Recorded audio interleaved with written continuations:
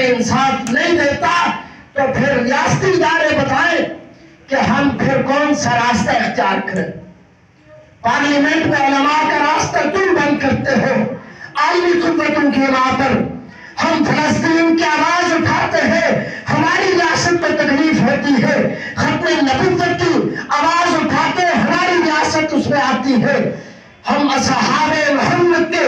دفاع کے لیے میدان میں آتے ہیں، تب بھی ہماری ریاست سامنے کھڑی ہوتی ہے، تو پھر ہماری ریاست ہمارے لیے جمہوریت کے راستے کھولے،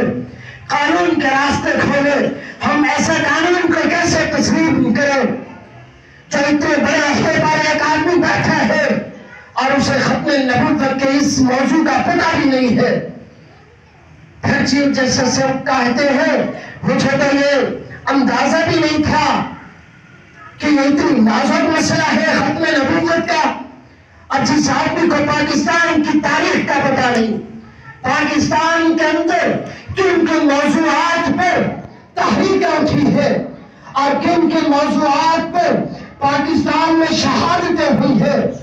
اور ہمارے چیف جسٹس کو ان نازک حالات کا پتہ نہیں، تو پھر ایسا چیف جسٹس پاکستان کی عدالت تک کیسے پہنچا ہے؟ پھر علماء کے ساتھ تعلق نہیں رکھتے۔ پھر کچھ عرصہ سے ہمارے پاکستان کے اندر ایک یہ بھی فتنہ چل پڑا ہے کہ اس امت کو، اس عوام کو علماء سے دور کیا جائے۔ جب بھی کوئی فتنہ اٹھتا ہے باطل کی طرف سے تو علماء ہی ہوتے ہیں جو میدان میں آ کر عوام کو آگاہی کرتے ہیں کہ فلاں فتنہ میدان میں آ چکا ہے، ہم اس کا مقابلہ کریں گے۔ پھر لوگ کہتے ہیں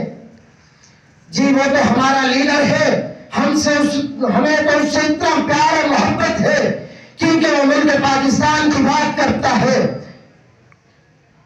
تو یہ سوال ہوتا ہے کہ پھر لیڈر کے ساتھ اتنے کارکن کیسے ہو جاتے ہیں؟ اگر تم مومنوں کہتے ہو یہ فتنہ ہے، لیڈر نہیں ہے،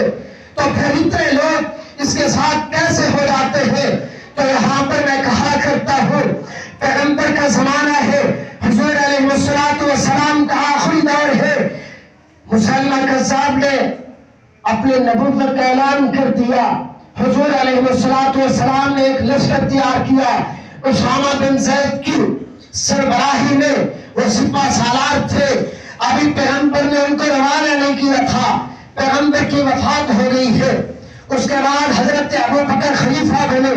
یہ واقعہ بڑا ہے، میں مختصر ایک بات کرنا چاہتا ہوں۔ حضرت ابوبکر خلیفہ بنے، وہ کیسے خلیفہ بنے؟ ان حالات میں جب مرتدین زکوٰۃ بھی پیدا ہو چکے تھے، بہت سارے قوم مرتد ہو چکے تھے، ابوبکر خلافت سنبھالنے لگے تھے، حضرت عمر کا حالات آپ کے سامنے، قیامت صغری مدینہ میں قائم ہو چکی ہے، پیغمبر کی ابھی جدائی ہوئی ہے، ادھر فتنے منہ نکال رہے ہیں، ارد گرد کے لوگ مرتد ہو رہے تھے۔ حضرت ابوبکر نے ان حالات میں حضرت اسامہ بن زید جن کی عمر اس وقت 17 سال تھی، ان کی قیادت میں حضرت عبدالرحمن بن عوف جیسے کبار صحابہ جنگ کے لیے مسلمہ قذاب کے ساتھ جا رہے ہیں، اور اسی وقت صحابہ کی تعداد جو جنگ کرنے والی تھی 12,000 صحابہ کی تعداد تھی، بعض لوگ زیادہ بتاتے ہیں، لیکن اس وقت پیغمبر کے زمانے میں جس نے نبوت کا اعلان کر دیا تھا، اس کی تعداد جنگ کرنے والوں میں 70,000 تھی۔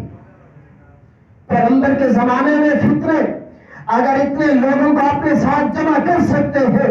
1400 سال گزرنے کے بعد فتنہ جب بھی آتا ہے، باطل جب بھی آتا ہے، اقتدار کے زور پہ آتا ہے، میڈیا کے آسرے پر آتا ہے، عالمی قوتیں ان کو لانچ کرتی ہے ہمارے ملک میں، اسی قادیان